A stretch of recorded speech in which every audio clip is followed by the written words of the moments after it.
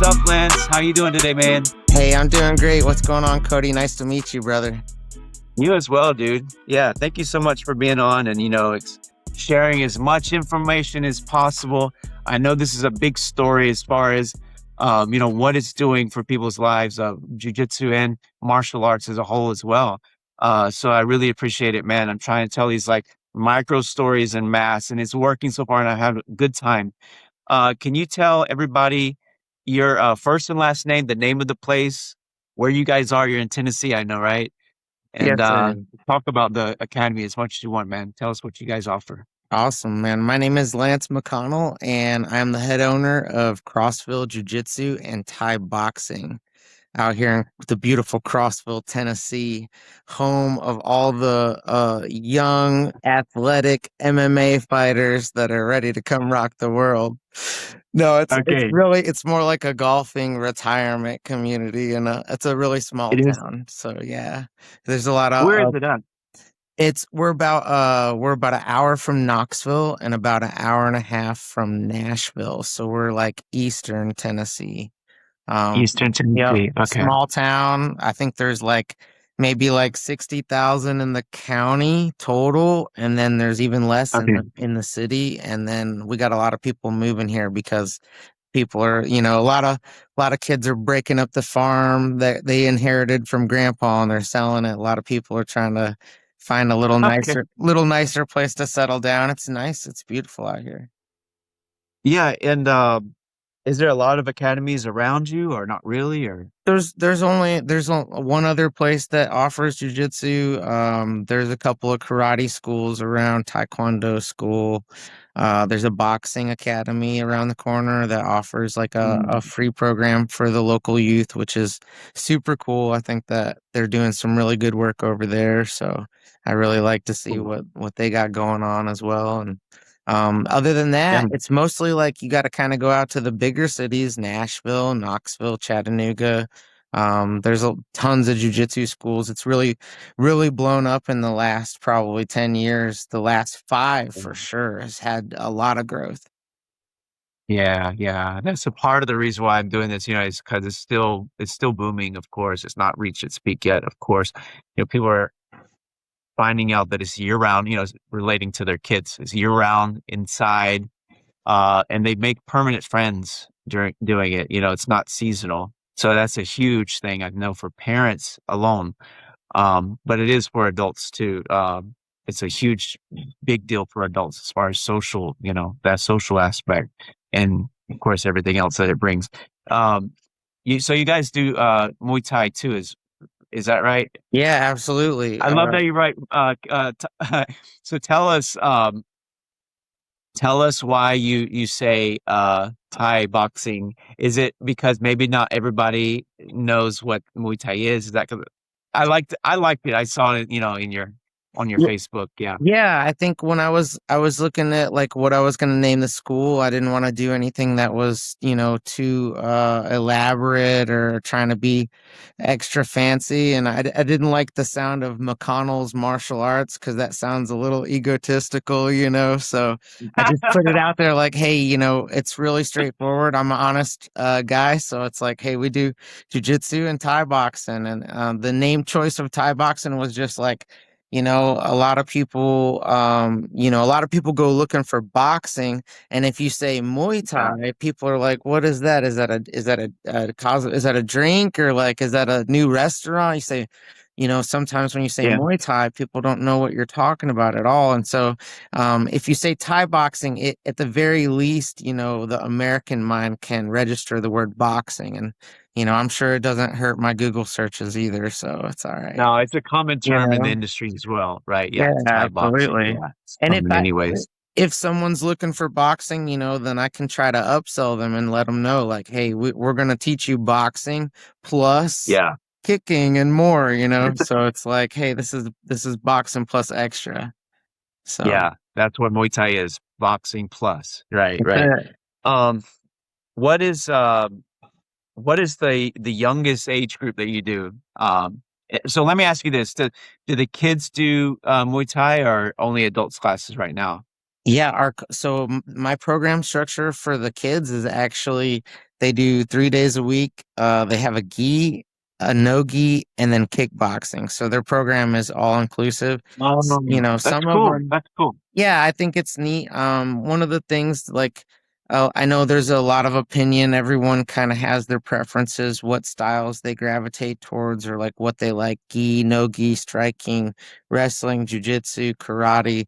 You know, everyone kind of has their flavor, but since, you know, when we're working with the youth, I feel like if you get the youth involved in martial arts at a younger age, they have a longer time frame to develop their skills. So you know, you can kind of get Mm, them started on maybe multiple paths at the same time. It becomes a lot more yeah, natural for them to just train martial arts. Like, I mean, you know, we can give it all the labels we want, but at the end of the day, yeah. they're just the kids don't really think too much about, well, you know, I want to do this style or that's they're just coming in to train martial arts. So we make it so it's possible for them to get a well-rounded and a balanced approach, you know, so they can see a little bit of everything.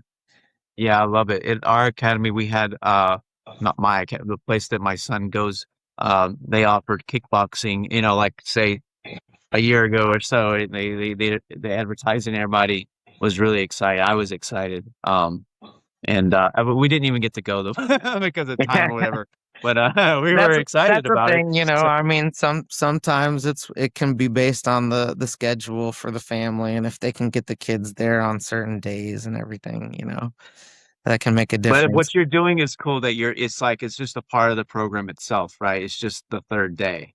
Yeah, Yeah. yeah, that's it. Like kickboxing day is just like it's just the third day of martial arts training for them. And you know, there's a couple kids that they only, you know, train jujitsu and they don't come to kickboxing, but I mean, a lot of them take advantage of the kickboxing day. Some of them it's their favorite class. We might have to expand. We might have to flip the name Mhm. around and become Crossville Thai boxing and jiu-jitsu. I don't know what we could, you know, what the Uh, people like. You got to give the people what they like, you know, as long well, as that's cool to have that mindset. as Yeah, long as it's yeah. good for them, you know.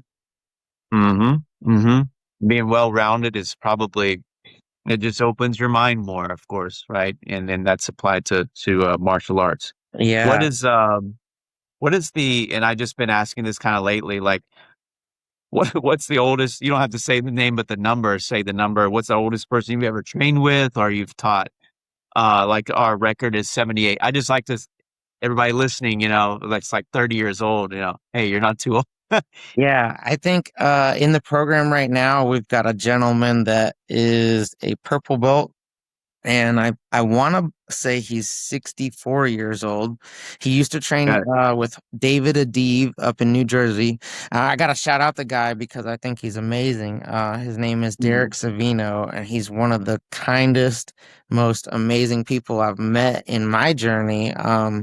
And he trained a long time ago in New Jersey. He's a retired police officer.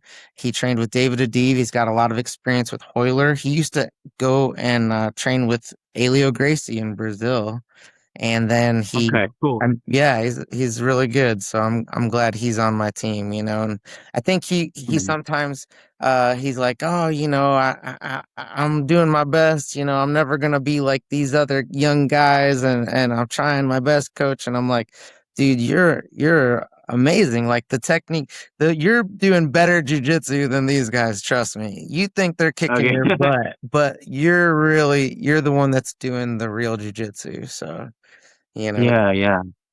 Does he ever comment on like you know, his age or anything or how it's applying to his jujitsu, anything like that? Does he ever talk about that? Oh yeah, I mean, definitely a thing like you have to learn, you know, to play the type of jujitsu for the time that you're doing it, you know. So in the Okay, present yeah. time, like you're like who you are on the mat that day. Yeah, yeah. That's the jujitsu that you have to play. So if your body is not going to allow you to flip upside down and put weight on your neck and all kinds of crazy stuff, you shouldn't be doing that. You know, Yeah, yeah. you're supposed to use the tools that you have available, right? Like I you're not supposed to force jujitsu. So I he's think that adds a lot to the topic. Yeah, the fact that it's not like when somebody says you're not too old. they're not saying that you're always going to do it the same way in anyways. You're going to evolve. Yeah. It's like what does that version of jujitsu look like for you, right? Like what Mm. does it mean to do? Because I work with them, quite a bit. We'll do me and Derek will do like private lessons every week. We have a scheduled time. We get together, and he was originally a gi guy, and he came in and would teach 10th Planet Jiu-Jitsu here. So he wanted to know more about the no Oh, you gi. do? Yeah, yeah, it's pretty Okay. cool. He wanted to do more of the no gi with me, and he's like, "Oh, I'll get this one day," and I'm like, "You already got a lot more of it than you know."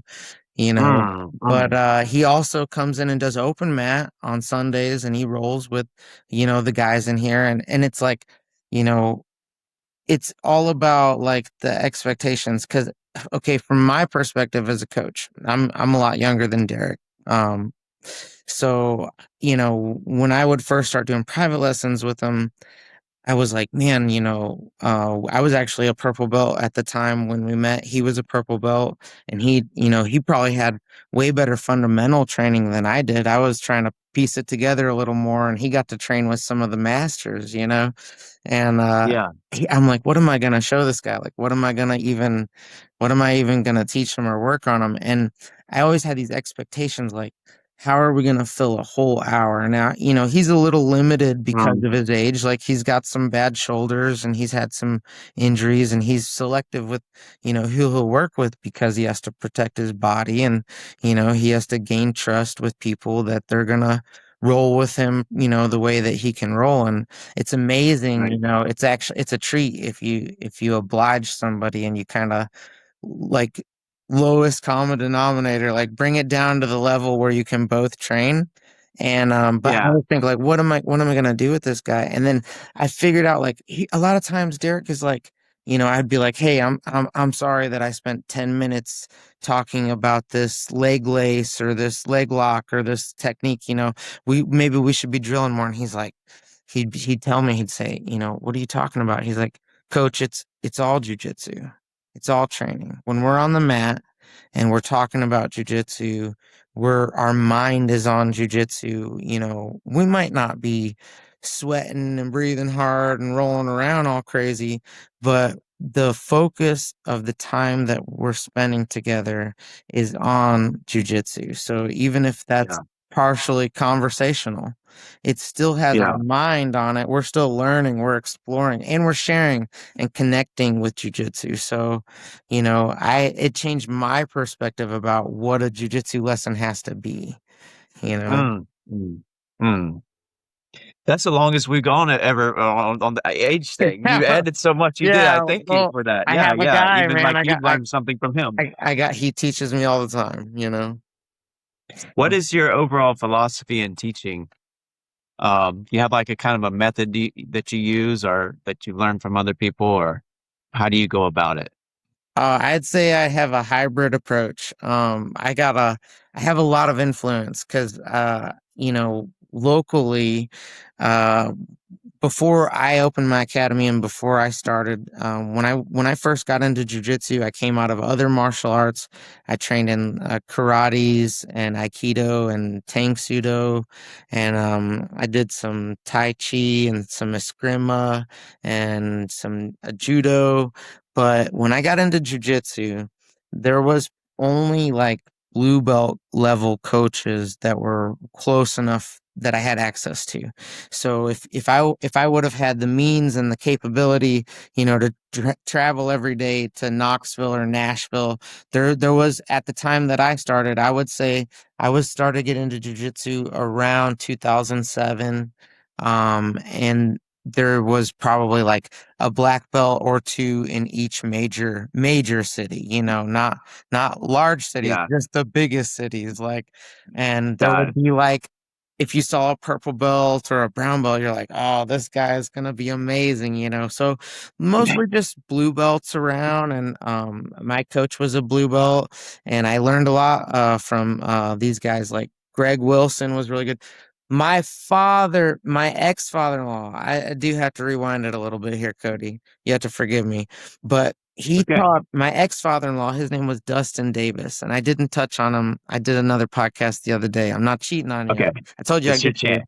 Yes. But Dustin Good job. Davis, he learned this submission grappling style from Will McCullough. It was called Zan Shindo, and it was Will McCullough's submission grappling out of Beaufort, South Carolina. Dustin Davis brought his knowledge. He was a second degree black belt in that style that Marine Corps martial arts instructor had created his own version of. And so Dustin, when I married his daughter, I took up training with him, and that was my first, I would say, real grappling instructor. Like the first guy that Mm. showed me how to do arm bars and sweeps and chokes was Dustin Davis. And he was way ahead of his time for the area. He was actually in a documentary called Blood, Sweat, and Teeth. It highlighted early MMA fighters in Georgia and the Southeast. So if you ever get a chance to check that out, it's a treasure. I don't even know what platform you would find it on, but Blood, Sweat, and Teeth. My ex father-in-law was in that early MMA scene. MMA was illegal in Tennessee. It wasn't even a sport here. You had to go out of state to compete. Okay. He Yeah. brought his style to Crossville. He started sharing it. The school was called Ultimate Martial Arts of Crossville. By all means, I'd say it was, it was pretty high tech. We're doing knee bars and heel hooks and stuff. And this is 2007, we're throwing some subs out, but, um, he ended up kind of getting out of it as I was getting into it. He got out of it. Injuries and life took him another way. And another guy that I knew who was my Muay Thai coach, Darren Engel, he took over the program and it became a Muay Thai program. And then they added judo with Sensei Dave Bolin, who's like a seventh degree in judo, is a really great guy. And we were looking for jujitsu, and a couple people kind of passed through here and there. And a guy named Greg Wilson stopped in. And I'll never forget because Greg was a blue belt out of Three Rivers, Paducah, Kentucky. He was here to manage Cracker Barrel. We used to have the worst Cracker Barrel, the worst. We had the worst Cracker Barrel, I guess, is what I heard. And so they sent this. Me and my son went to Cracker. It's so funny, man. Me and my son went to Cracker Barrel yesterday after going to a reptile expo. We just stopped by just to I hadn't been to Cracker Barrel in probably 2 or 3 years. And then we stopped. It was a 45-minute way. I said, forget it. Look at the gift shop and leave. It's just ironic They that you need talking about they Cracker need Barrel. Greg Wilson Yeah. then because Greg came down from Kentucky and that's what they sent him for. They said, we need you to fix this store up. And the guy was a genius at just how to manage people, how to organize things. He was a very good, productive guy, and he turned that place around. It became one of the number one grossing stores for Cracker Barrel in the nation. And he took our jujitsu program as a blue belt. He came in. He was a blue belt under Eli Knight, Three Rivers, Kentucky, Paducah, Kentucky. They're like a Hoist Gracie, Rodrigo Gracie school, kind of traditional in the gi and everything. And I remember he came in and he started showing us just as a blue belt with the confidence knowing like, okay, this guy has met Hoist Gracie. Like that's all. I mean, Yeah. he could have been terrible for all we knew, but it was like Yeah. this guy, his confidence coming in and showing what he knew and everything. And then he did such a good job. He brought in, of course, we had a visiting instructor at the time, Professor John Michael. I want to say his last name. I'm gonna butcher it. It's John Michael Quinsonberry. He came in. He's from Flagler Beach, Florida. He came up and he promoted a couple of us. I ended up getting my blue belt under him. We did a formal test. We had some self defense techniques and some basics that we had to know. It was pretty tough. I mean, there was three of us that tested, and I was the only one that passed out of three people. And that was Got something right away it. that was a little different than some of the other martial arts I'd trained. A lot of the other martial arts, it seemed like, progression was pretty standard. Everyone got a belt, if you showed up and you did some work, you had a test, but like they didn't feel Mm. good about telling people no, like you didn't earn it. Sorry, Mm. you're gonna Yeah, have to yeah. come back and try it That's a good again. way to put it, I This was guess. Yeah. this was one of the first guys that was like that in my journey, that was like, you know what? I mean, like you did good, but that's not good enough.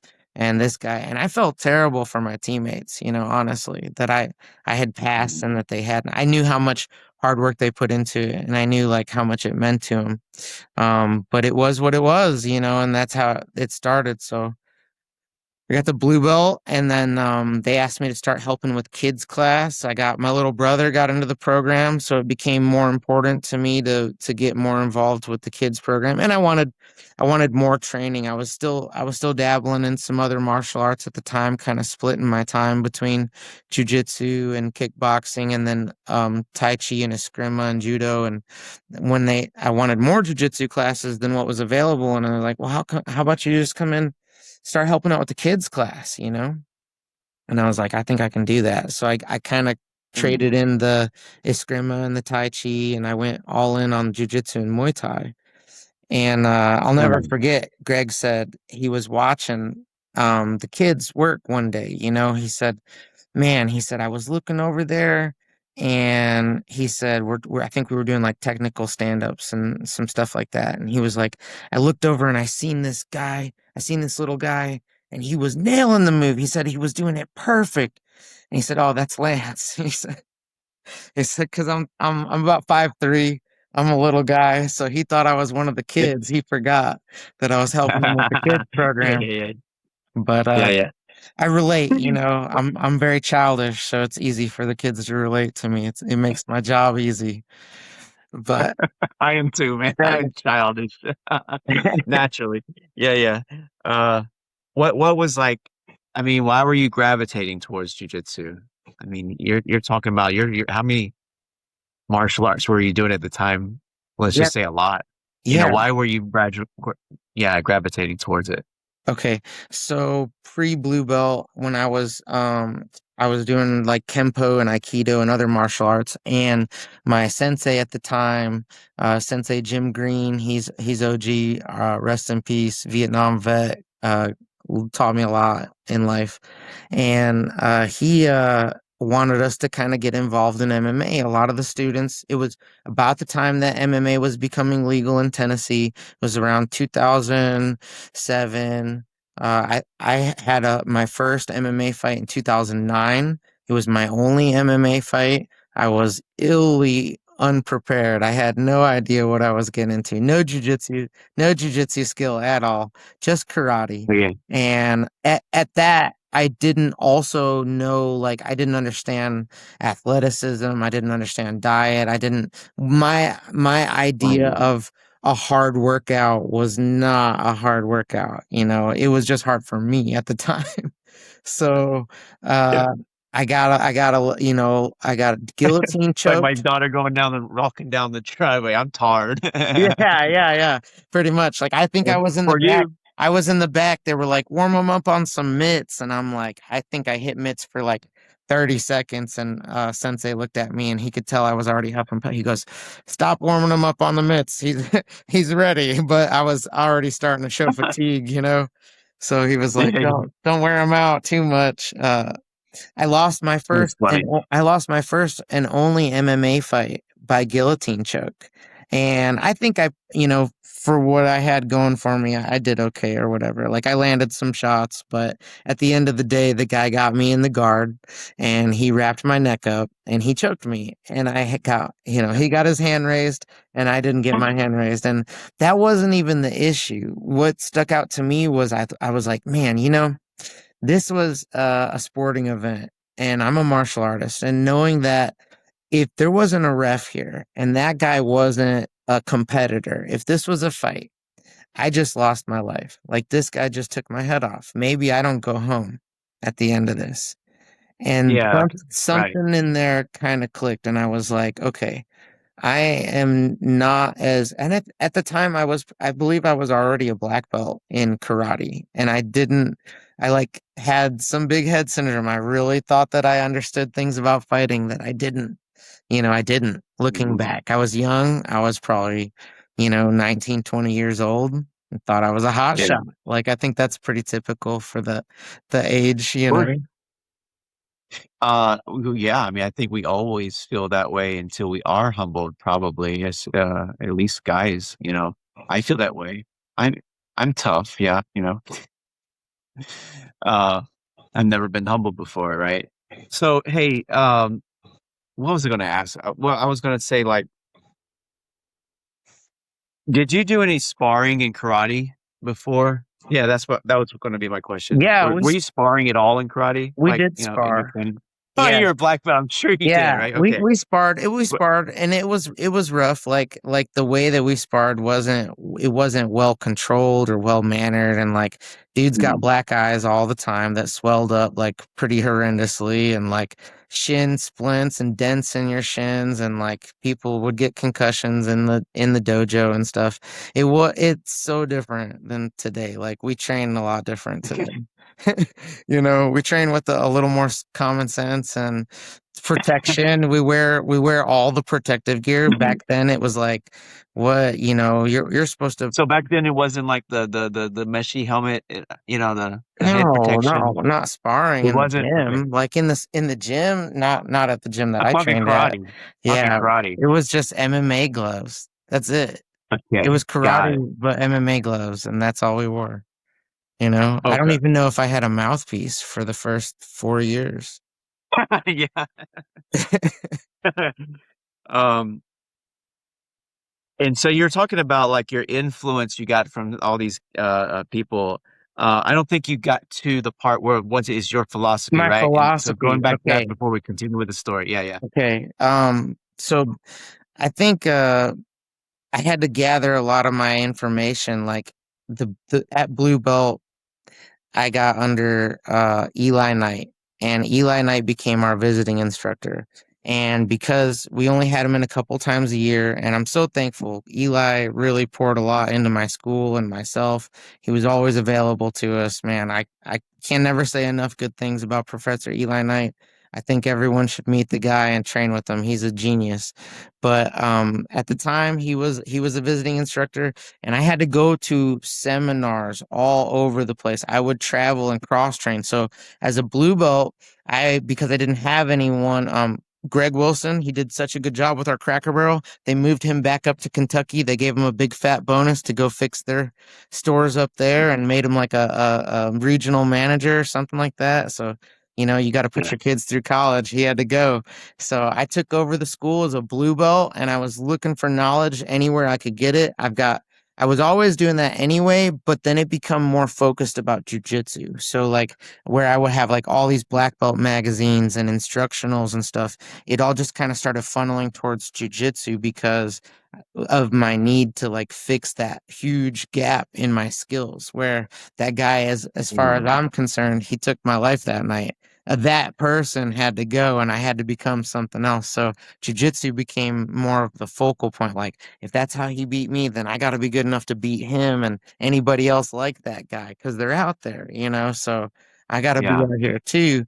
And so I started going and cross training everywhere I could and just picking up.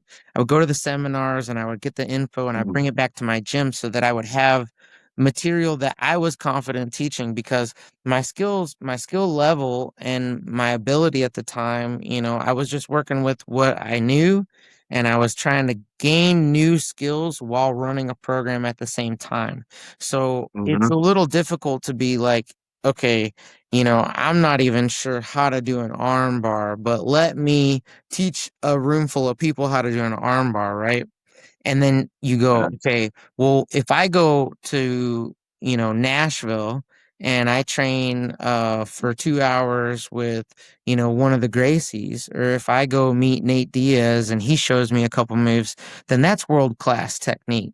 So at the very least, I have, enough confidence to come back home to my gym and say, look, I might not be world class, but I learned this from a world-class instructor, and he believes in it, and he believed that it was important enough to pass that information on to me. So I believe it's important enough for me to pass that information on to you, and we can trust it. It's a valid source. So let's dig in Yeah. on it. Let's put some time in. Let's do the reps. And so that's kind of my style is very like I said, a hybrid style because I have so many incredible coaches and influences over the years. Um, Yeah. And you're not you don't stray away from teaching something just because you haven't mastered it yet. You're completely fine with uh exploring it, teaching what you learn, but continuously exploring it in the at the same time. Is that correct? 100%. So, Yeah. when we run a class, like if I'm teaching my students, like I have to understand that everyone learns differently. Everyone learns at a Mm. different pace. Everyone learns a different way. Sometimes it could be the vernacular. You could just change the way you say something or you make some kind of analogy.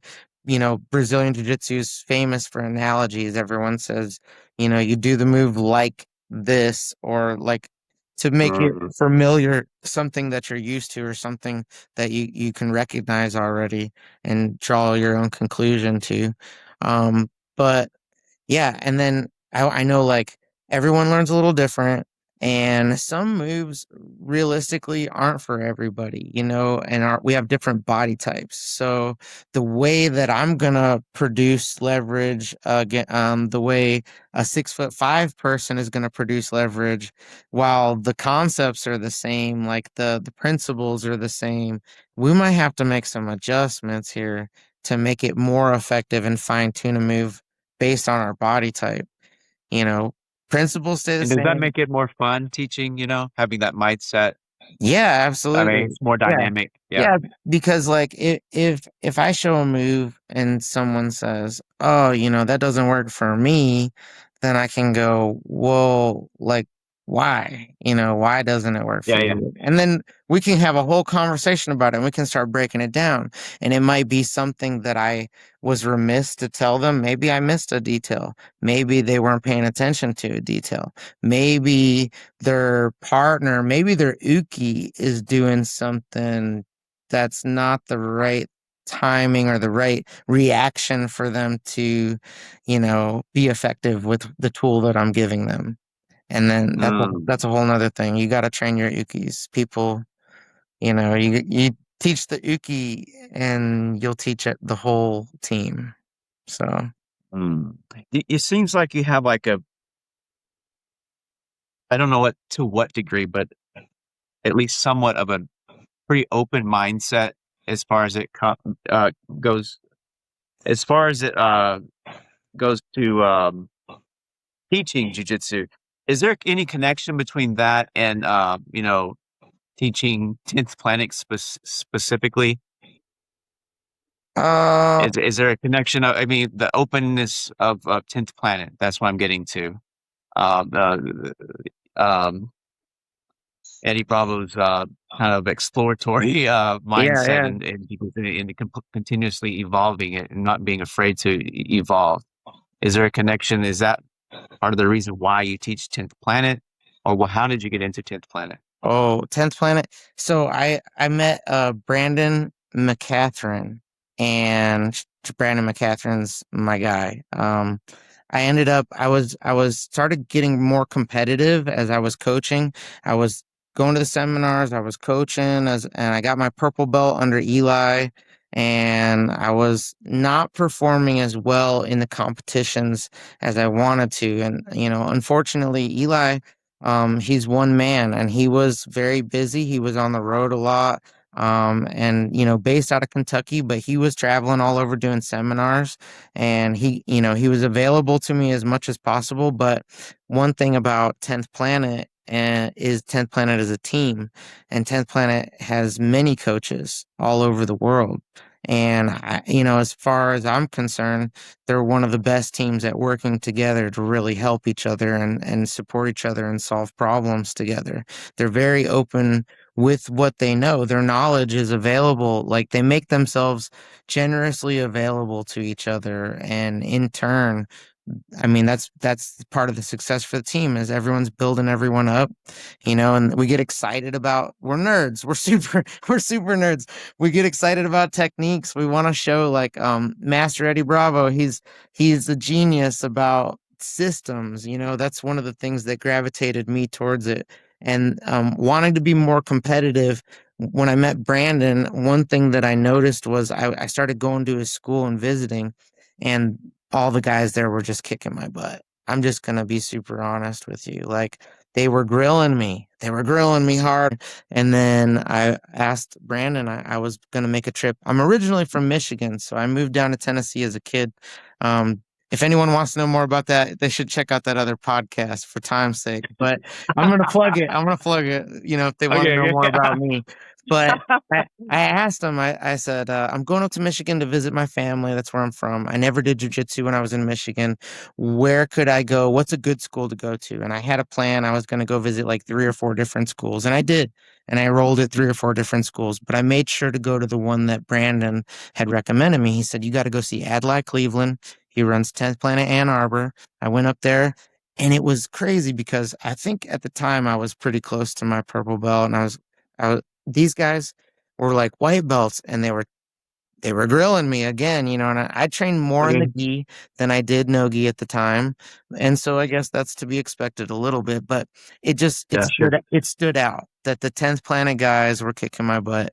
And I seen them in competition. I seen the students' success. I seen, how the coaches were building these guys up. And I was like, okay, how do I get into that? Like, I want to be more successful in competition. I want to start winning some matches like these guys. And I went to Brandon, and we had a long conversation, and he was super cool. He was like, you got to go talk to Professor Eli, and make sure that that's all squared away before we even have this conversation. And I was like, absolutely. You never want to disrespect anyone that's put their time and effort into you, man.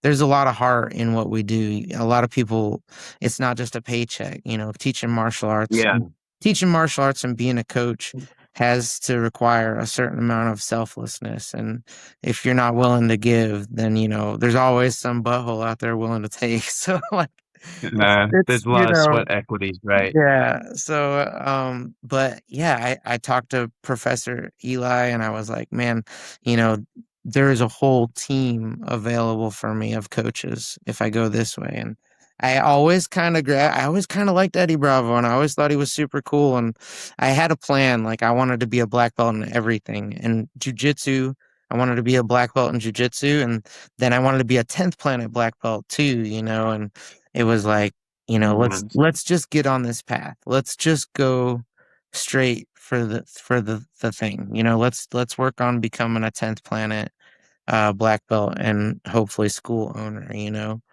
And I went under Brandon, and I've been with Brandon since. I'm gonna say that was about 2019. So I've been with Brandon for a good 7, coming up on 8 years or something like that. Got my black belt, or I got my brown, sorry, got my brown belt under Brandon in 2021. So we're about 5.5 years in on that. When Eddie Bravo talks about system, can you tell everybody who doesn't know? I kind of know, not really though. What does it mean by systems in jiu-jitsu? What is systems in jiu-jitsu?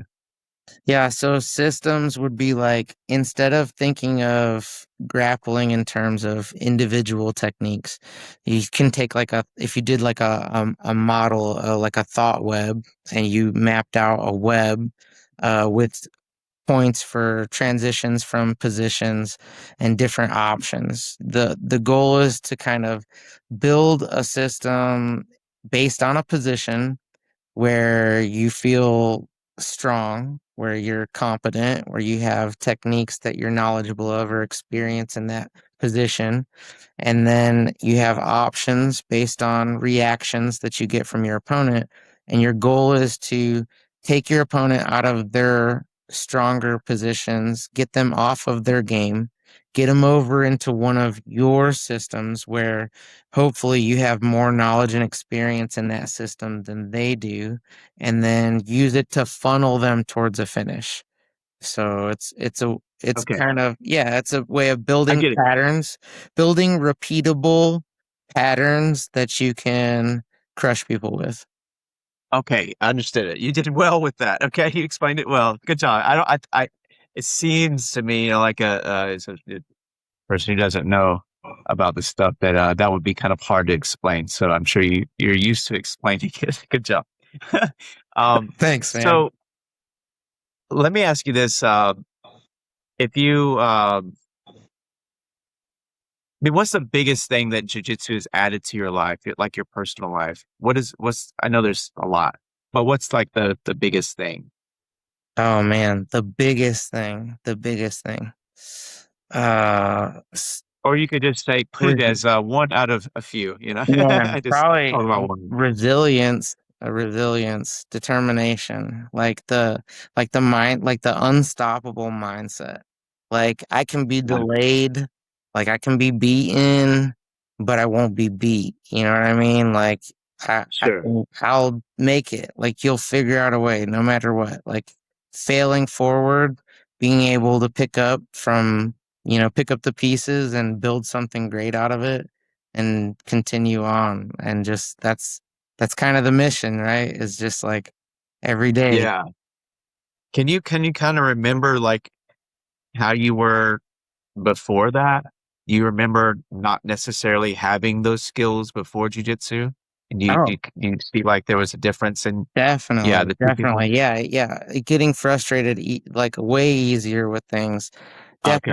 Definitely being able to like, you know, just let something go completely and be like something that's important that you need to get a task that you need to get done and just procrastinating on it and not doing it because it feels so overwhelming or feels like, man, I didn't get the job done last time, so why would I even put any effort into getting it done today, Yeah. and then being like, no, it's like you learn a little bit more, you learn a lot about yourself. You learn to give yourself some grace too. You learn like, hey, Okay. sometimes you do need to take a little break a little bit but at the end of the day, the discipline is there to pick up and carry on. Yeah. So I guess you learn about life that it's not, maybe it's never in a straight line, it's not whatever you're linear. doing, it's always going to be a little jagged. Yeah. Yeah, it's not linear. Yeah.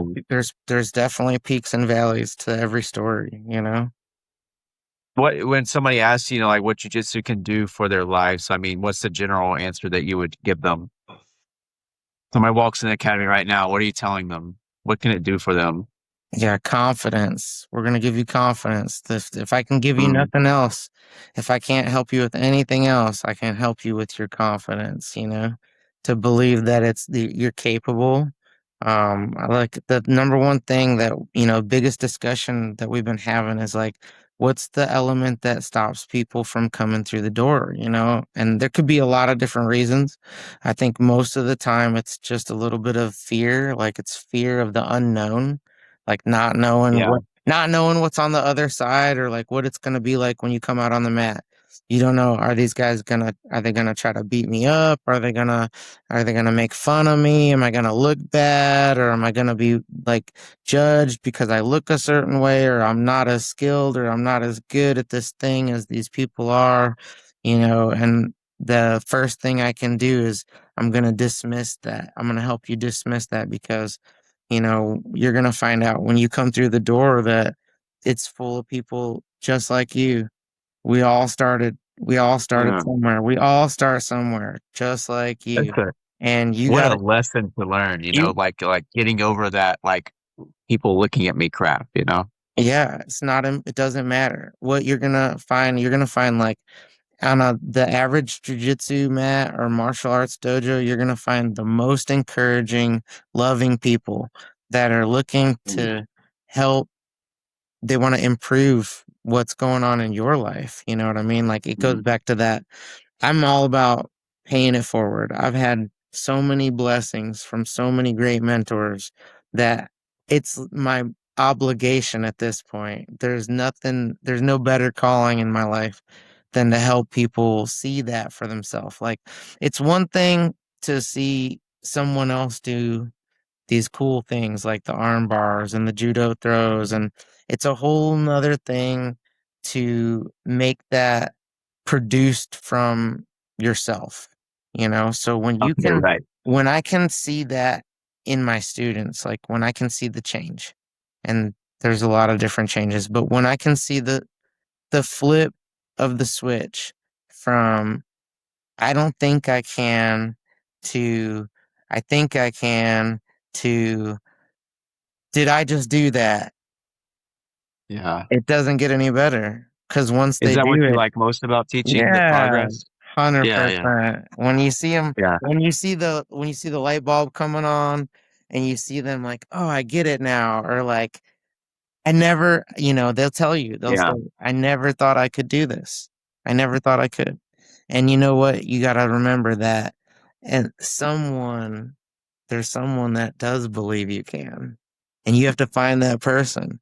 Oh, If you find the person that believes you can, then they're going to make you believe you can. And let me tell you, you're if, talking to if, me, Lance. if Thank I, you. hey, if I can make you like, imagine hanging out with someone and all they want to do is hype you up into believing in yourself. You know, Oh, that's a good person to be that with. would be cool. As a 40-year-old guy with a business and then two young kids, that would be cool, man. Yeah, grinding all the time. Yeah, that's cool, man. Talk about like the culture there a little bit. Like, why do people like it there? Man, because we just like to have a good time. We like to nerd Okay, cool. out. Yeah, We like to have a good time. I like to jam. I'm like a DJ on the side. I just playing music. You know what I mean? We're getting out here. yeah. I can tell why you It like Eddie Bravo. I'm it's like similar. we're lighthearted. You know what I mean? Like Yeah, we take the training. Like I like to take the training pretty serious. I want people to come in like with the attitude, like they're here to learn. We're here. We're clocking in. We're gonna put in the work. Like we're gonna work hard. We're gonna get tired. We're gonna sweat. We're gonna learn some stuff. But at the end of the day, like we're just here to get better, and that can look like a lot of different things. And as long as you're I coming sure in, agree. like my doors are pretty open, you know what I mean? It's a no drama zone. Like I want you to leave all that outside. We're all here with a common goal.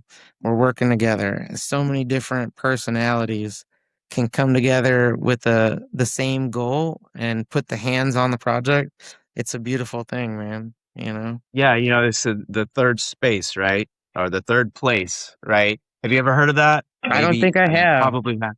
Tell me You what that. haven't? I'm No. surprised. No, it's just, I mean, jiu-jitsu people have told me about the third place. Let me tell you about the third place. Yeah, fill What it me is, in. it's a concept. It's just means, you just have a third place to go to. Like, so you have work and then you have home, and then jiu-jitsu can be your third place. So what a third place does, okay, is that you're not letting out everything from work onto home and vice versa. It just gets spread around. Um, whether I mean, that doesn't necessarily mean you're bringing drama to jujitsu, but you're getting through it in a different way, mentally.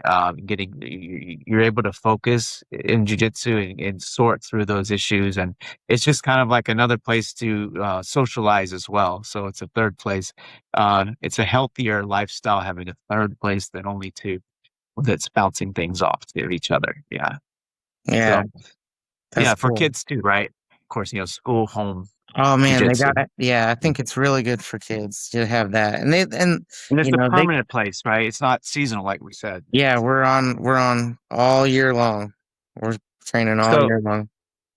what would you like to tell everybody that trains there? Would you like to is there any little message you would like to say to them if they're watching? You're laughing Yeah, already. yeah, of course, man. Just hey, all my people that train with me, I just want to say thank you from the bottom of my heart.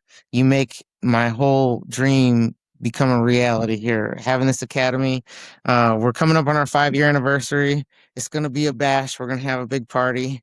And I would have never believed that it would come as far as it has in 5 years. And Awesome. I'm so excited to see what the next 5 years has in store for us. So I'm just so Cool. thankful for all my teammates, the support. My team is amazing. They're the best. So I really appreciate them. What are y'all gonna do? You're gonna do something there at the academy or somewhere else? You're gonna go to Yeah, Chuck E. Cheese? What? yeah, we'll have some guest instructors in. I don't know exactly who we got. I got a couple people in mind, but we'll get some black belts in here to share some of their knowledge with us, and we'll get like a ton of rolls. We'll bring in a bunch of food and chow down, and just make a nice day out of it. Okay, I'll make sure to tag Eddie and maybe he'll show up. Just kidding. Yeah, yeah, bring Uh, it on, man. That's the goal. One day if I wouldn't that can be grow cool? my Yeah. academy big enough for Master Eddie Bravo to come out and be here with us, it's on the list, and we're gonna make it happen. So Well, thank you so much for everything, man. Yeah, I enjoyed talking to you. I had fun, and I know your story does some good. So we just got to share it. So that's what this is doing. I really appreciate you, man, and what you're doing for your community. I know you have fun there. hey, thank you so much, Cody. Thanks for having me. This is really awesome, and I wish you best of luck reaching out to all these guys because there's so many great people out here in this community. So wherever people find rolling across America, I hope that you can help them get plugged in, get their family, get their kids plugged in because it can be a game changer. Jiu-jitsu is amazing. It's amazing martial art. Yeah, that's I'm always tagging the city and the state. So when they just jujitsu and city and state, hopefully it's going to come up. Thank you, man. You guys are on social media, of course, right? I know you're Yeah, on Facebook. yeah, Facebook, Crossville Jiu-Jitsu and Thai boxing. Social media is 10P Crossville. And then I also got the website, www.crossvillejujitsu.com. But yeah, check us out. I'm hopefully posting more content soon. I'm getting used to getting on camera a little more. So hopefully Yeah. you guys might hate me after a while. You might be like, get this guy out of here. Hey, it's easy when you're talking to somebody. It's different when you just have the black thing, the black dot looking at That's you, right? it. Yeah. Yeah, it's different. See you, dude. I hope you have a great day. All right. All Thank you right. so You have a much. blessed day. Thank you, sir. All right. Bye, Lance. Later, buddy. What's up, Juanta? You doing good today? Yes, I am. How are you doing? I'm doing really good, man. I'm doing really good. Recovering over a little bit of sickness, but yeah, I'm doing okay. I got my coffee here. Only one podcast today, so I got a lot of work to do after this. But yeah, man, thank you so much for being on, dude. Can you tell everybody your name and then tell us the name of the academy and where you guys are, and we'll talk about what you guys offer. All right. My name is Juanta Wolfe. I'm the owner of Prairie Wolf Jiu-Jitsu here in Wichita, Kansas. And I first of all, I love the name Prairie Wolf and the branding. You said your I think you said your wife helped you that with that. Is that right? The branding with Yes, that. sir.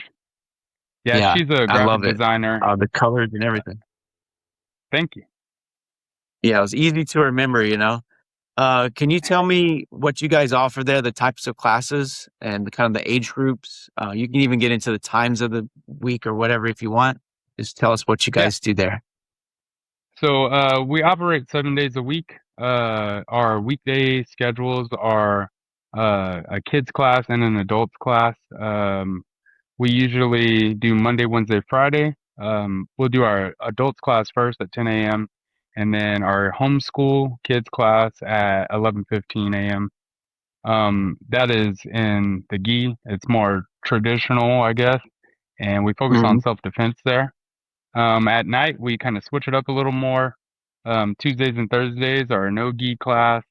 Monday, Wednesday, Friday, we offer our gi classes. And then we have later classes like 7 to 8 and 8 to 9, which vary from gi class and no gi.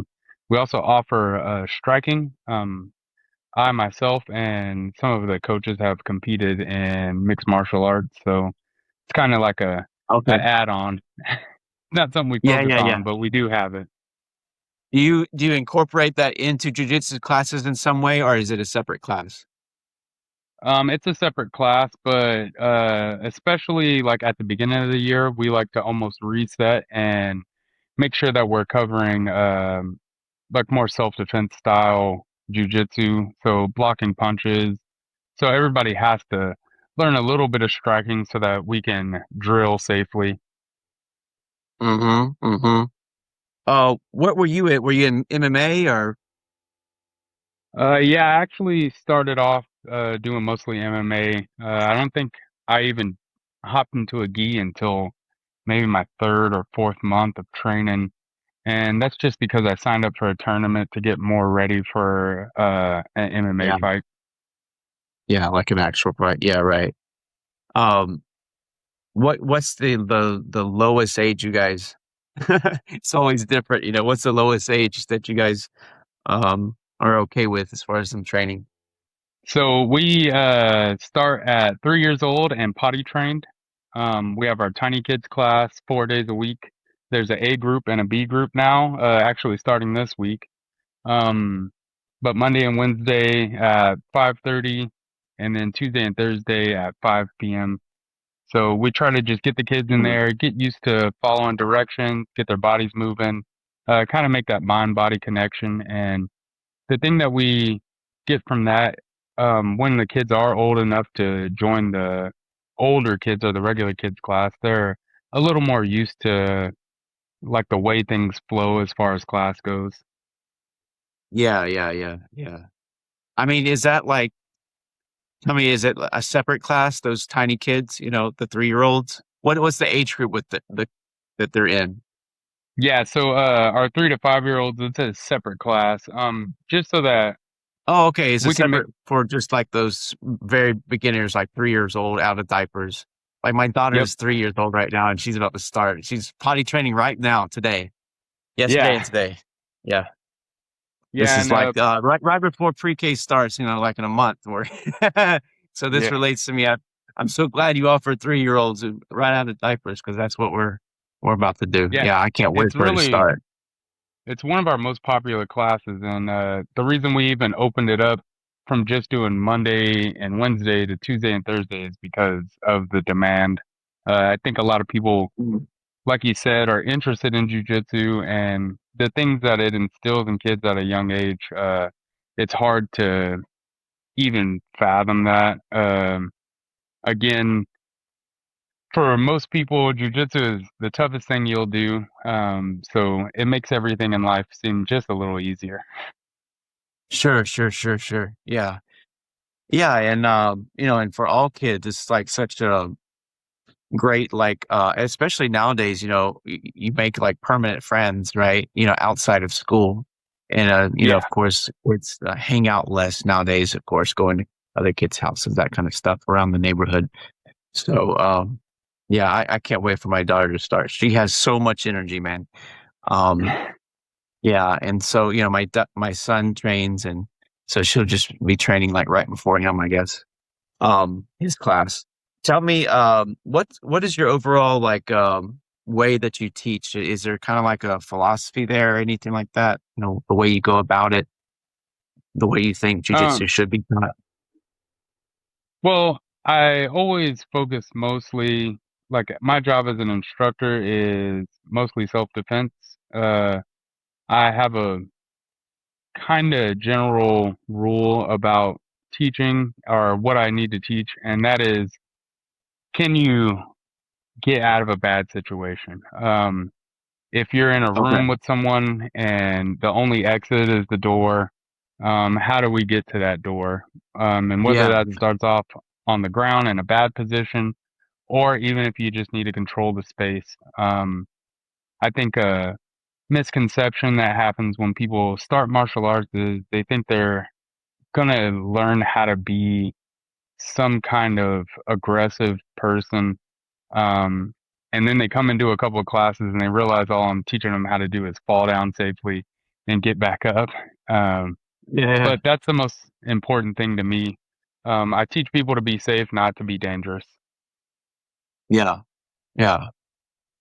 So being able to control your mind and to control the situation, yeah, and have the Yes, sir. confidence to do so, right? Yep.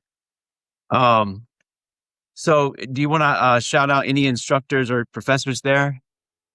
Oh man. Like I said before, the whole team is good. I purchased my gym from my old coaches, and when I did that, some of the staff kind of came, or I adopted some of the staff, but Mhm. I also put some people in position. So, like Carly is our tiny kids coach. Also, Kelsey is running the Tuesday, Thursday now. So they kind of split the tiny kids group, which, just their patience and the way they're able to break down the complexities of jujitsu and make it simple and fun for the kids is always amazing. Uh, Mm-mm. Probably my ride or dies, the guys that I came up with as far as training and competing are Bishop and Wyatt. And again, their breadth of knowledge and just the way they're able to explain things, it always makes me feel like the least best coach out of us. Then Yeah, I also have Jeremy Kai. He's our black belt. He teaches the late night class, and he always does an awesome job. His students are always, after they get their bearings in that late class and start showing up to our open mats, they're always doing good. He knows how to build long lasting students. Um, we also have Leroy. We kind of joke that his class is the biggest because it's all of his kids. He brings his that's whole family with him. I've that's funny. been training with his family since I started coaching. Um, so Okay. probably like 8 years now. So I've seen his kids go from 6, 7 year olds to teenagers. Even took maternity pictures for one of his daughters. So just Okay.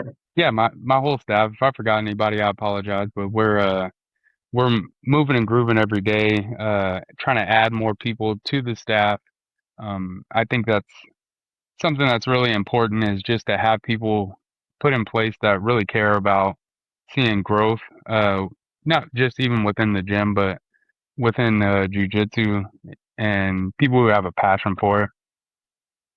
Yeah, yeah, yeah. Of course, like the people who you have there teaching make the biggest difference probably starts with them. Um, what kind of striking is it? Is it specifically Muay Thai, specifically kickboxing, or is it MMA? What is it? Yeah, again, since our focus is mostly on self-defense, I think MMA is the best or most applicable for that, especially since most Yeah. people who are doing our striking class also have some jujitsu experience. That's mostly ran by Wyatt. I sub for him every once in a while, but his style Mm. is more boxing. But he mixes in well with kicks and takedowns. So he does a real good job. But I'll describe it as like a freestyle uh kind of striking style. Okay, okay, okay. So we'll say that would probably be MMA. Yeah. Yeah. Um, yeah. And of We're course, just doing whatever works. he's kind of like showing like how it would transition into jujitsu in some ways as well, I guess, right? Yes, sir. Okay, cool. Well, take me back, man. Take me back as far as back as you want. Let me know, how all this started for you personally. How did you get Oh into it? man. Why? And tell me the story, bro. How did you get to Yeah, so where you are now? it's actually I just came up on like the 10-year anniversary of my first smoker fight, which is like an unsanctioned MMA fight. But it all started for me. Again, I watched a lot of like anime and stuff, so I always wanted to be like the hero of my own story. Um, Mhm. you know, most animes they just eat a lot and they train a lot and then they go try to fight the strongest people they can. Okay. Um, What was your and that's favorite anime? pretty growing up, it was Dragon Ball Z, but I'm a huge Naruto fan. And Okay. yeah, if I had to pick number one, Samurai Champloo, it's a it's something that came on like Toonami when I was a kid, and I used to watch it. Or maybe that was Adult Yeah. Swim. I don't know. I'm aging myself a little bit there. But yeah, just growing up, I always saw, it isn't like I was from a super rough side of town, but uh there were times where whether people were like bullying or I had a loudmouth younger brother, so I got into altercations when I was young, and I always really enjoyed it. I always enjoyed combat in general. Just fighting with my Hmm. brothers, we were super into wrestling, like professional wrestling. But Hmm. I think the way that Like I ended up WWE finding, stuff, WCW. oh yeah, yeah, it Yeah, was yeah. Me and WWF my when I brother was a was kid. too. Yeah. It was what But WWF. Yeah, yeah. It was yeah, WWF when I was in W. We were into WCW because my mom would not let us watch WWF, so we watched yeah, WCW. I don't blame her. I go back and I look at, I'm like, wow, that was kind of a lot. But Like my uncle would let my cousins watch it, and they would tell us, I'm like, oh God, oh that's terrible. yeah, so growing up, I did have a altercation over some stolen property and got into a fight. And in Mm. that altercation, I was stabbed. Um, and Really? it kind Wow. of, yeah, it kind of put into perspective for me that, like, hey, I like to fight, but the consequences of doing it, um, in like a street fight scenario could be pretty dire. And if I like combat, then maybe I should find something a little more controlled as far as the environment, and Hmm. also just hone my skills a little more. Kind of put me into the mind frame of how precious life is, I guess. And And how how old much were you at this point? I was 23, so Okay. I didn't start training until a couple years later, and it really kind of all happened by coincidence. One of the guys I was working with at Village Inn had gotten laid off from our minor league baseball team. He was like a personal trainer for him or something like that. Mm. And he was just super bummed at work. And, I'm trying to cheer him up and stuff. And he's like, yeah, I just really want to train somebody. He's like, I'd really like to train somebody to fight. And I'm like, well, I like to fight. I'll train with you. And I think the first day I threw up everything I ate. It was a real hard workout, but I pushed through and I really did enjoy something about it. I couldn't tell you what it was because it was terrible, but I trained with him for about 6 weeks and then I did the smoker fight. And Mm. in that, I went against a kid who had wrestled in like community college. And in my mind, watching the UFC, watching Pride, I thought it was going to be pretty much a striking match. And I ended up getting taken Yeah. down quite a bit, and I realized I didn't have any ground game.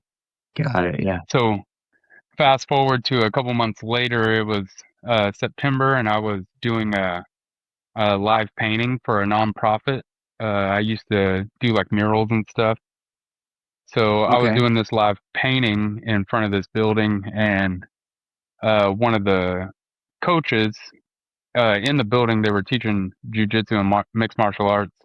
Um, and one of the coaches came Mm. out and told me I needed to move because of the paint fumes and stuff. And I finally like looked at the sign and saw like that they were teaching Brazilian jiu-jitsu and mixed martial arts. What a coincidence, So, man. What a right? coincidence. Yeah. And That's I would crazy. say maybe that was the end of September. The first class I took was October 16th. So I'm coming up on my 10-year anniversary from my first class. Mm. But came in for the free trial week, signed up, and I've been doing it ever since. Since then, I've competed in jujitsu, IBJJF, AGF, like local stuff. I've Hmm. done some like pro grappling matches, and I've done about 5 amateur MMA fights. Mm, mm, mm. Okay, and so when you like your first MMA fight, I mean, what was it like as far as tell me the difference in you before jujitsu and you after jujitsu in that second MMA fight and the next one Well, when you did, yeah, how did that the go? next one, it Still was not too good. You're laughing. yeah, it was similar because again, I ended up going against a wrestler, a much more experienced wrestler. Um, Mm, but I think from the first one where I didn't really know what to expect, but I had a lot of confidence and not a lot of skill. Um, the second one I Um, did was around January of the following year. So I was still a white belt, but okay. I knew a triangle. I knew if I got to the ground, I was going to throw a triangle.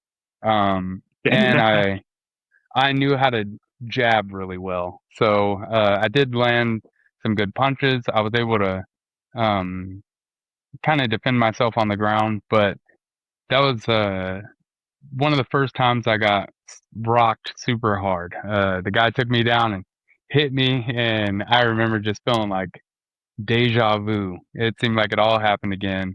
And with the smoker fights, it's like back then it was two 2-minute rounds. So by the time Okay. I got my bearings back, the fight was over, and it was again it was a fun experience. I had a big swollen jaw the next week, but again it was fun. It was something that I wanted to do again, and Yeah, that's yeah. what took me to doing those amateur fights and trying my hand at that.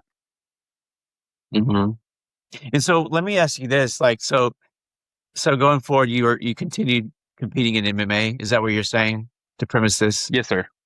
Yeah. Okay. And then were you going forward continuing to train specifically jujitsu or MMA or both? And I'm just trying to explain to somebody how can that work? You're Yeah. training MMA and taking jujitsu classes. Go ahead. Yep. Yeah.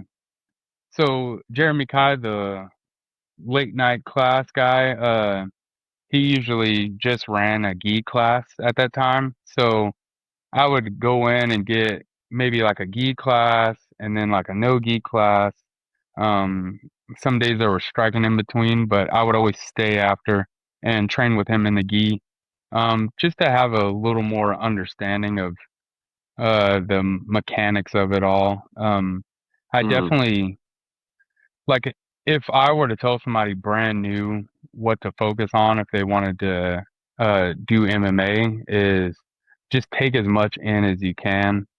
Even training in the gi, even though there's not a gi in MMA, the I guess technique is very similar, and mm, the gi just makes you physically strong. I mean, the gripping and having to deal with like the overwhelmingness of being in a gi, like it gets super hot, and if you're okay. training hard, it really tests your will.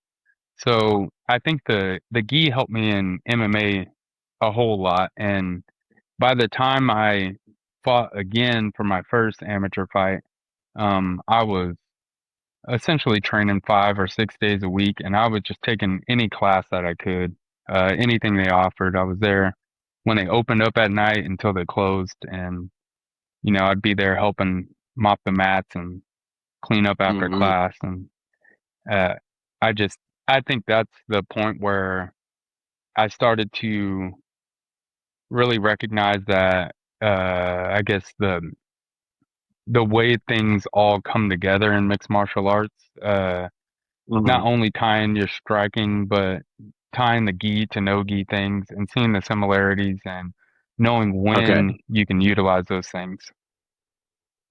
Right, right, right. And when did you start to kind of recognize, I mean, if you have to fast forward years, that's okay. But when did you start to recognize that jujitsu was doing something for you personally in your psyche? Oh man, I mean, before I even took on my amateur fight, I feel like it definitely gave me the confidence to do something new and to go into things with an open mind.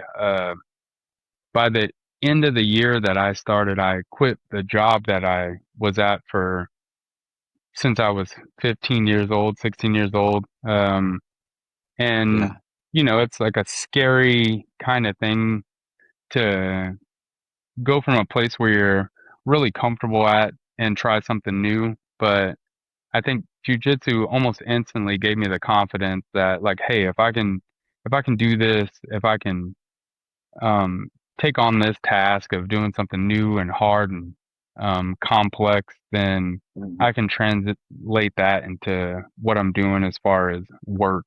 I mean, I knew I wasn't happy at my job, um, and I guess it just built the confidence in me that I can make my way anywhere. Yeah, yeah. So how did it progress from there? Did you continue to do MMA, and how did it lead into, one day owning an academy? Well, yeah. So the A lot. probably the biggest thing for me was having a kid. Um, when Okay. I found out that my wife was pregnant, I had just come from teaching a kids class, and I remember telling her about just like some of the funny things the kids said, and how enjoyable it was to work with the kids there. And she's like, Mm. "Well, that's good because you're about to have one." And with that, just like working. I mean, I was working at a coffee shop and at a gas station, kind of at the same time. I think by the time I found out that I was gonna have a kid, I was just at the coffee shop, which it was a great job, but like money, you have to make a certain amount to put a kid in childcare, and Okay. Yeah. after talking to my wife, it was like, man, our options were pretty low. So the gym that I was training at, that I eventually ended up buying, the owners were like, if you work for us, you can bring your kid to work, kind of thing. Yeah. And that was my best option because childcare was just unaffordable. I could still make a little bit of money, and I could also do what I had a passion for. And boy, it was hard. I think I started bringing my kid to the gym with me when he was about 4 months old. So, Mm. if he had a cranky day, or if he had a diaper that needed to be changed, I still had to make sure I was taking care of him while making sure the students were still getting quality training. But Yeah. I think with Amazing, that, man. Good job. yeah, it was another hard thing that I was able to handle with grace, and just Mm. I guess the processing of doing something like jujitsu, where things are difficult at first, but then you kind of get into a rhythm. I kind of applied that to a lot of my life, and especially being a dad. That's the patience is probably the thing that shined the most in that um, time period. Um, and then Yeah. eventually, my son starts taking classes, and I was put in a position where And he's like two I years could, old teaching a class. Just kidding. yeah, well, he he thinks his mom runs the place. He thinks it's him and his mom as a partnership, and I'm just the janitor. But uh, yeah, eventually it came to a point where I would. I mean, my goal was always to kind of open up my own gym, but maybe more something like on the side that I would do, work a regular Mhm. job, and then at night go teach some classes. But I approached the owners of the gym because they had several locations. Asked them if I could buy their Old Town location because again, I lived right down the street from it. I had been training with these people for years, and I just thought it would be the smoothest transition. Um, Mhm. and then all the work that came with, getting the loan to buy the place, and kind of Yeah. stepping into the role as a leader. It's not something that I always have really wanted to seek out. Like I, I don't know. It's knowing myself personally. I know that I can be a little lazy, and I'm not very organized and stuff. So I guess it was kind of wild to see Yeah. myself in that role, and I'm still getting used to it to today. Like people seeing me as a leader as opposed to just another guy that's shares the same passion, and I try to keep Yeah. that in mind as I'm operating. Hmm. When you started it, the place, or the academy, when you opened up, what was like kind of the I don't know, like maybe the mission statement personally for you, for what you wanted it to become? What did you want to get out of it or do for people, that kind of thing? Well, I think to put it as simple as I can, I just wanted to create a place where people wanted to be. Um, I think when you build an environment that people feel comfortable in, uh, then you'll get the kind of growth you want. Um, and Yeah. not necessarily growth as far as like students and money, but the the connections. Um, a lot Mm, of a lot of what I try to do is make jujitsu accessible for as many people as possible. So mm, whether you always get the oh man, I want to try, but I'm out of shape thing. It's like, well, we'll get you there. I wanted to make a place where we we meet you where you're at and then grow from there. And yeah. the team is the most important part of that because I'm only one person. And like I said, my job is pretty simple to teach people to protect themselves, show them a couple good cool moves that um, they could try in roles.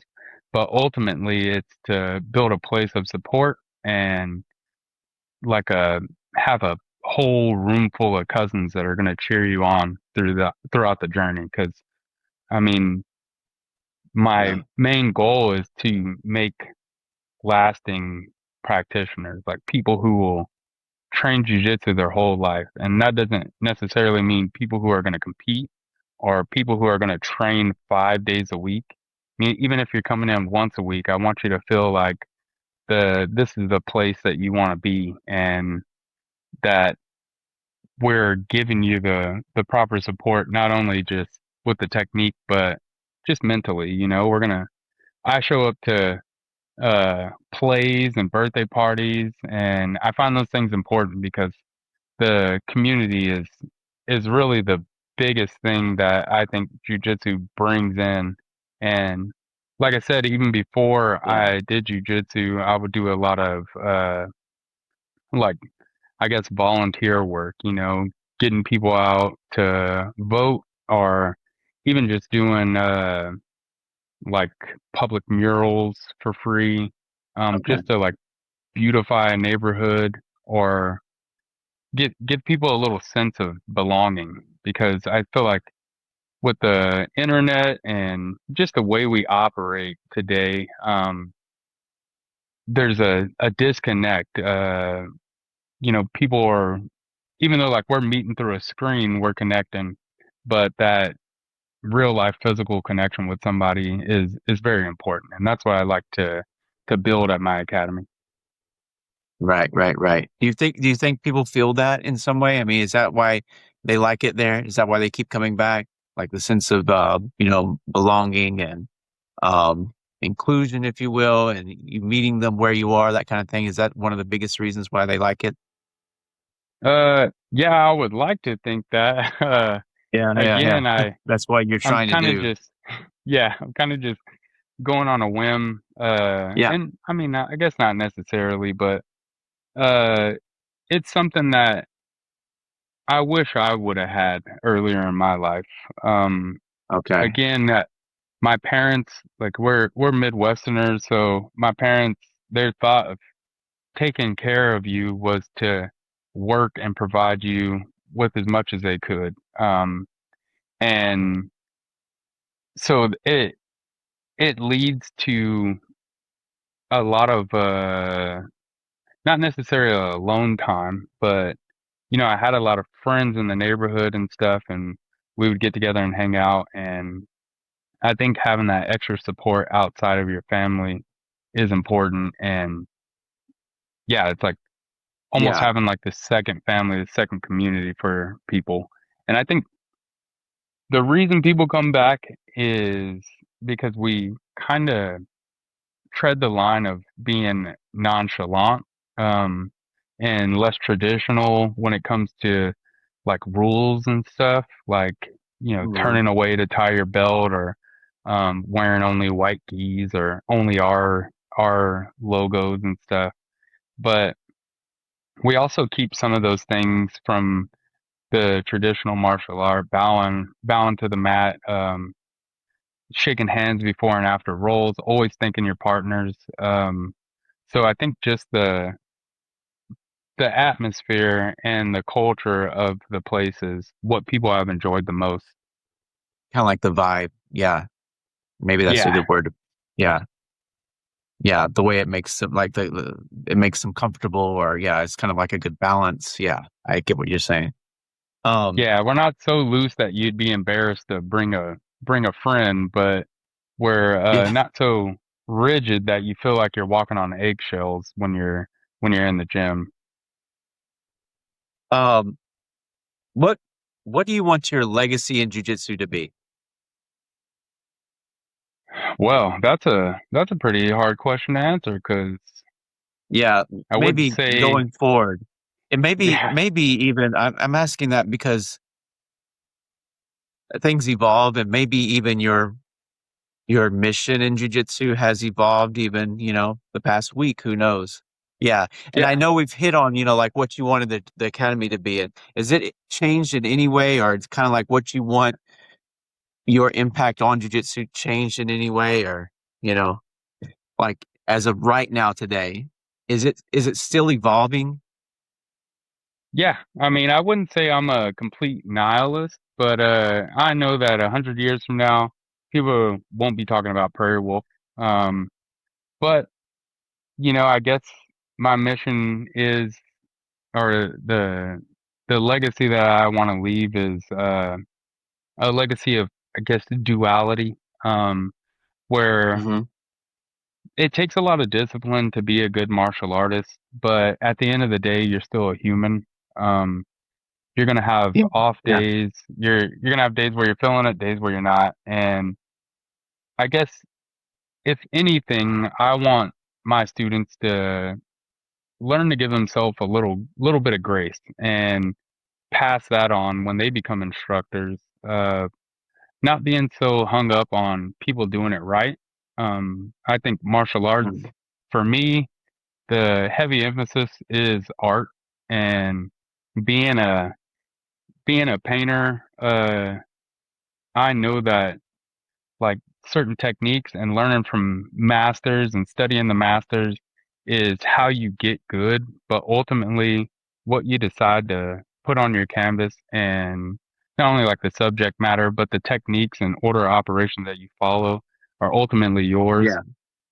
And I really hope that when I'm long gone, or when I have to stop teaching because of health or something, that my students will take that into account, and they have found their own way to express themselves through jujitsu. I think martial arts and combat is one of the purest forms of art. If it might be a little over dramatic, but you're taking your physical body and you're moving it in these. I mean, sometimes I even watch my own matches, and I'm like, it's almost like an outer body experience because I don't think of Mhm. these things, but sometimes I can see myself or students work in these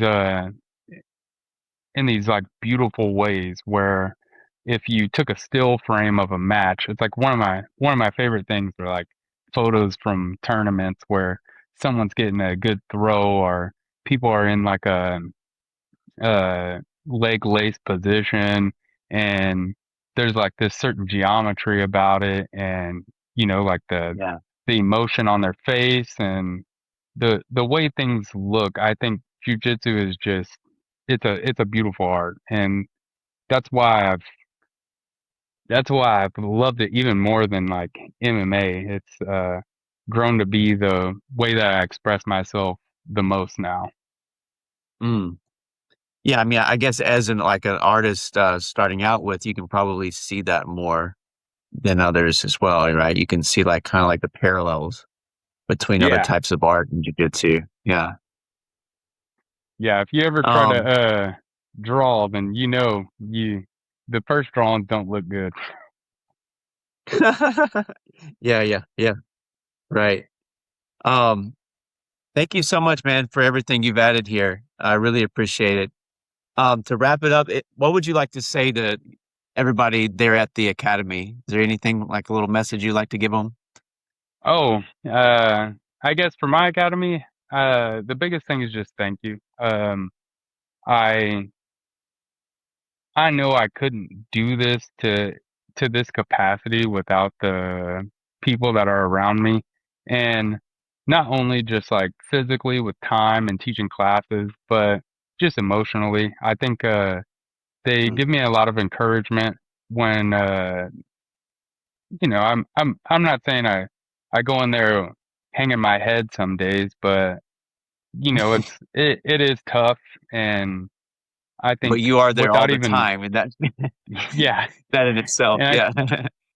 without even knowing it, I think the students there, the coaches, people who I consider friends, always give me the right amount of encouragement to keep keep doing what I'm doing and letting me know that I'm doing the right thing. I'm working in a positive direction, and yeah, uh, it's hard to explain how thankful I am to them, and I try to say that as much as I can, but I don't want to sound like a broken record. But a lot of times when I finish class, I thank everybody for being there, and I remind them that they could be anywhere in the world, but they chose to be here, and I just appreciate it a whole lot. Well, thank you, man. Thank you for what you're doing for everybody. You guys are on social media, of course, right? I know you're on Facebook. Yep, we're on Facebook, Instagram, and that's about it. We got our website. Uh, Again, our whole class schedule is on there. We love to have visitors. Especially if they have some kind of British accent. That seems to be the I like I like talking to people with That's a British thing there. accents. I don't know what that's about. Yeah, but we've had like two this year, and I'm like, I'm not getting home till almost 10 o'clock because I'm just listening to their different ways Yeah. they say stuff. I find it Oh interesting, no, dude, but I got really into soccer last year, and I listened to we're Aston Villa fans, and then so I listen to the podcast all the time, and I know a part of it is just the accent. It's soothing. yeah, Driving right. home or whatever. Like I don't know if you know what you're talking about. You sound like you know what you're talking about. Yeah, sure. It's different. It's said in a different way. So yeah. Yeah. All right, man. I hope you have an amazing day, dude. Thank you so much for your time today, and I had a good time talking to you. Hey, thank you for giving me a chance to share my story, and I hope that if 1,000%. somebody's out there thinking about jujitsu, hey man, just try it. It's such a beautiful community, and even when I go cross train at other places out of town, it's just like there's nothing that can compare to it. So it's Mhm. nice to be able to share with people. Yeah, and again, it's another permanent home. Like, I mean, it's almost like I can't stress it enough, in my opinion, as far as, it's not seasonal. So I think that in itself breeds, like very strong connections, right? It's something Oh that yeah, you do usually more than once a week, and then it's nonstop. It's not yeah. seasonal at all. So, yeah. All right, man. Take care, dude. I'll talk to you soon. All right. Thank you so much. All right. Thank you. Have a good All one. right. All right. See you, buddy. Bye bye. Bye.